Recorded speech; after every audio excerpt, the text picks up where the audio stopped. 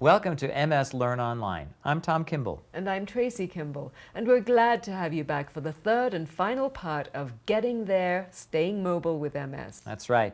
So far, we've spent some time on the impact of mobility, specific symptoms that play a role in mobility, and ways to manage mobility.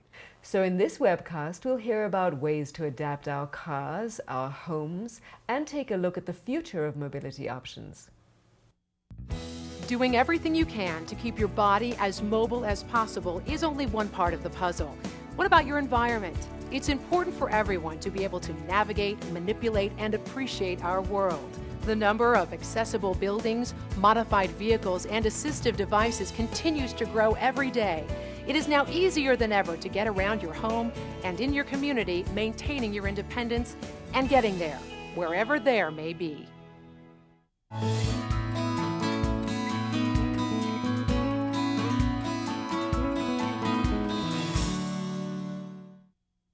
Having an adaptable van has made a world of difference in my life, from how I take care of things for my own household and my family, to how I work within the community. The most important thing to me is being able to be there for my son that's 9 years old, taking him to school, taking him to extracurricular activities, just being able to go when I want to go. It's very important to stay active and to stay driving and get out there in the community. And it doesn't just involve the standard car with the foot pedals. You can do all kinds of things. You can drive from a power chair. You can drive with hardly any arm strength now. There's so many adaptations out there. When we start looking at mobility, in terms of adapting vehicles, some of the manufacturers, and GM is one, they have done a lot of work of building mobility equipment to fit into their vehicles and are usually very helpful. Through GM Mobility, we believe there's a tremendous opportunity to serve a need. People are looking for solutions that allow them to come out of the house and become active members of society and be able to participate in family activities. For people with MS who would like to continue to have the opportunity to drive, you really need to be evaluated by a certified driving rehabilitation specialist.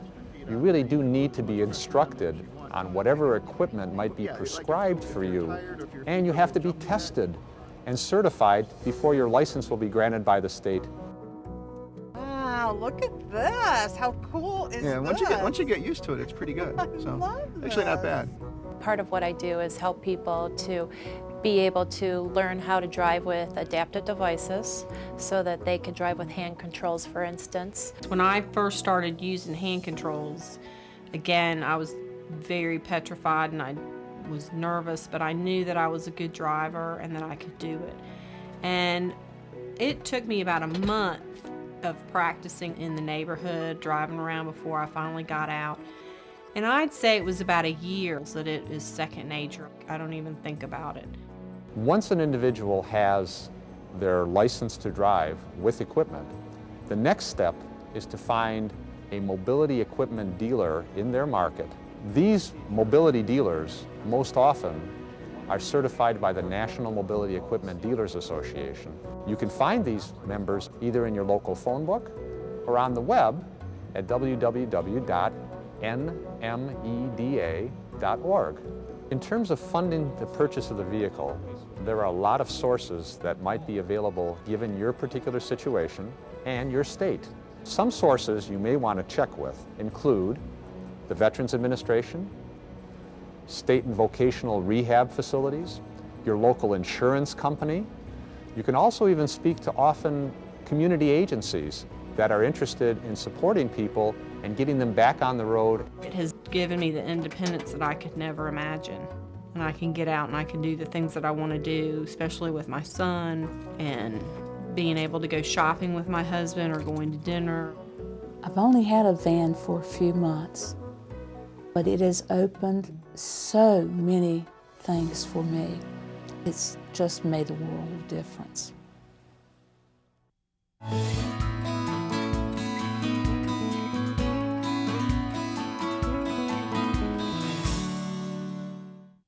The thumbnail definition of universal design is the design of the built environment and products in ways that allow use by the widest range of people possible without regard to age, ability, or size. So it's integrated design that works well for a wide range of people. If you do it right, it also looks good. There's a lot of things you can do in your house that are simple and inexpensive, but that can make a big difference. We made it so there was no thresholds between each room. Flooring and stairs are two areas to look at. My husband designed this little hallway so that I didn't have to worry about the step. Thick pile carpet's a problem. We went with the hardwoods because again, it would be a smoother surface. Having something like an extension cord which crosses a route of travel can be a real hazard for everybody, but can be a special hazard for folks who may have trouble walking. Mobility has always been a big part of our business, being able to get up and down and to get around. If you get the right products to help you at the right stage of your life, that helps you to live more independently and to live well. This is the mod rail that's designed to help you get in and out of bed.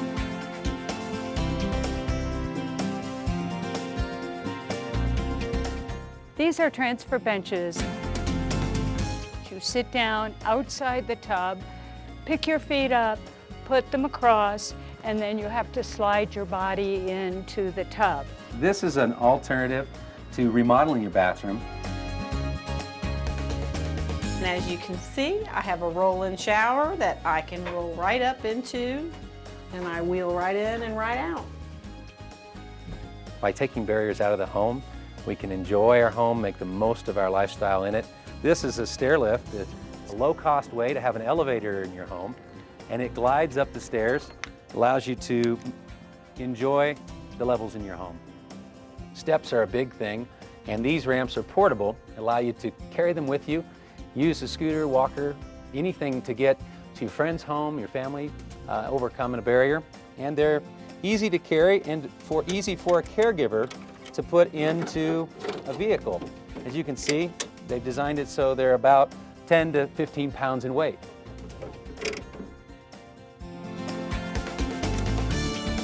One of the good things we've noticed in the past 20 years is increasing attention and increasing acceptance of all the issues that we're talking about.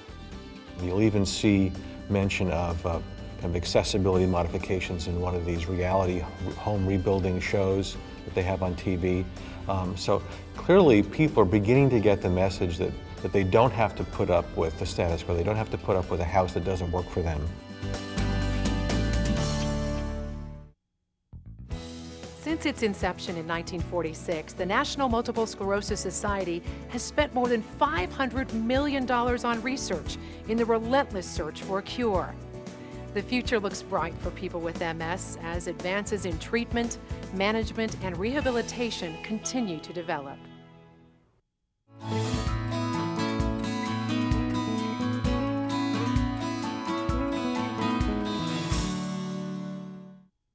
Neuro rehabilitation is a very rapidly growing area of research in multiple sclerosis and in other neurologic diseases.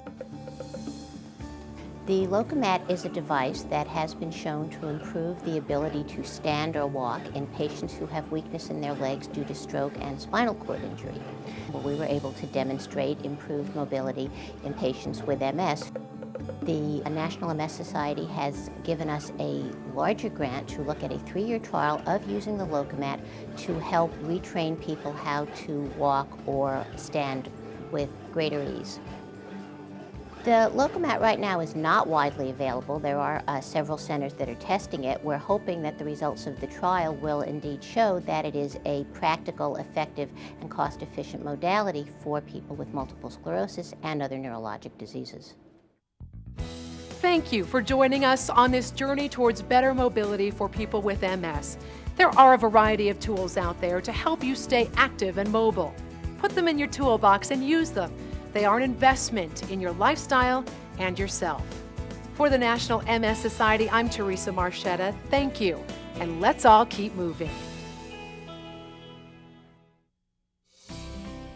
My 4-year-old, he will come tearing around the corner and he'll say, "Daddy, Daddy, Daddy," and he gives me this big hug. That's what keeps moving me forward. I'm still his dad. I can't play, but you know what? That's okay. I think that it has impacted my life and me as a person in a way that I never thought that it would. I would not have been as understanding as I am. I think he's learned a lot too from having a mother in a wheelchair. If he sees that I might be a little bit down, you know, he'll come up and give me a hug or a kiss, and I'm just blessed in so many ways. I just hope the kids learn that dealing with adversity is okay, that we can handle things that happen to us.